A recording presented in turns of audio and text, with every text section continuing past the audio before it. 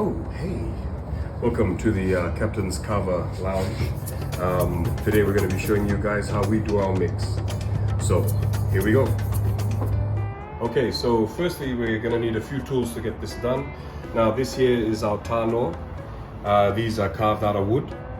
And we do sell these online as well. So this is one of our tanos that we currently sell on the website. You're going to need your kava. So these are 1 kilo bags, and these are 100 gram bags. The 100 gram bags are perfect for a mix for yourself. They can do roughly about 2 liters being pretty strong, and then 3 liters, which is a good strength. So apart from that, obviously you're going to need your kava bag, one of these. So we put the kava into this bag, and then we work the bag in the water, as I'll show you later on. Now this is a finer filter bag which gets out all of the fine silt that can get through this cloth, which is not as fine. You're going to need water. So we're going to do a mix today with one of the bags. This is 100 grams of our premium waka, and we're going to need 3 liters of water.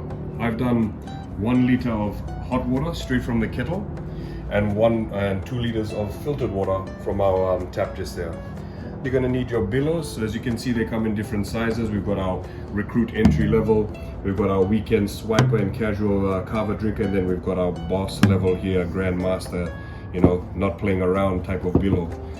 Got our ladle. These things are pretty cool because it means that normally we'd use this and your hand is going into the mix constantly. With this, once you've mixed, your hand doesn't need to go back into the tano at all. It's just a little bit more cleaner practice. 100 grams of our premium waka in. So that I've got it in the bag. The next part we're going to need to do is add our water. 1 liter into here. I've got 3 liters of water, as you can see. So the warmer water allows the extraction to work a bit better, and sometimes even steeping it for a couple of, maybe half an hour or something will also allow it to soften up. Now what you need to do is, can you see that? So what I'm doing is, I'm kind of kneading the kava in the bag, and it's basically just working through the kava and trying to extract the juices. As you can see, it's coming out pretty dark. We'll get back to this in about a few minutes. Let me get through this and then I'll show you how it turns out. Hey, so welcome back. I've been working this for probably about 5 minutes, and that's starting to feel pretty dry and crumbly, like a sandy consistency.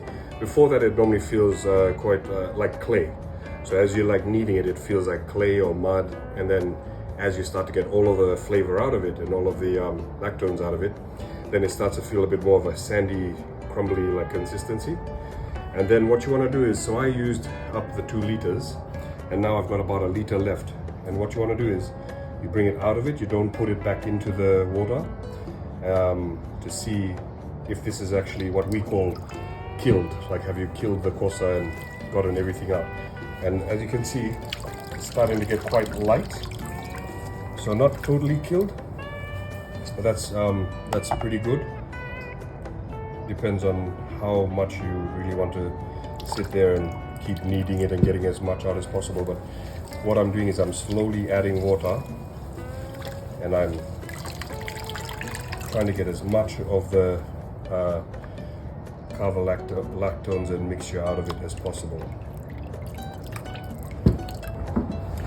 And then all you have to do is pour it into the bag to strain out any of the finer particles that got through. And as you can see, it takes a while to come through. This is quite a fine bag, and you need to keep on shaking it so that whatever settles down at the bottom here doesn't block the holes and allows the water to flow freely. So in Fiji, this is used for traditional purposes and social purposes as well too. But you'll see kava ceremonies at weddings, funerals, in parliament, any type of talks. It's really good for your talks. We call them talanoa, and this will allow you to just all be very relaxed and no one's feeling anxious or anything, then you can have a really good chat and get to the bottom of things. So what I'm going to do now is open up the tano, which is then we're ready to serve the tano. And in Fiji we do this. There's a couple of ways, a formal and informal way. I'm just going to do the informal way here. Solo sini angona. So these 3 claps here is a cupped hand. Just give it 3 claps to open it up. And then we basically start with this part here, pointing at the most important person in the room, the chief or whoever's most important. And then we work our way through from that person down to the least important person, which is the person that's serving the kava, although he is probably one of the more important people. So we're gonna start off now. I'm gonna be having a bowl and tell you guys what it's like. So you want to try and keep this mixing too. If you don't mix, it settles at the bottom, and then you have a weaker mix through till you get to the last couple of bilos, and it gets really strong, and most people don't like to have the last one. So just keep this mixing, especially before you serve.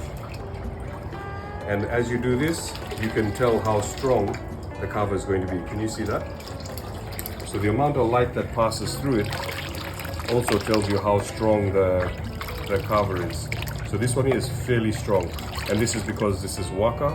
Waka will normally be a little bit more of a darker consistency than the lowena, which is the stem and has less of the kava lactones in it. Most of the goodness is found in the roots, and because this is all roots, it's a bit more darker color. All right, here we go. Before you accept it, one of those cupped claps. I don't have a spare hand, so I'm gonna hit on my leg, and then I just basically say bulla to everyone. Bulla, down the hatch.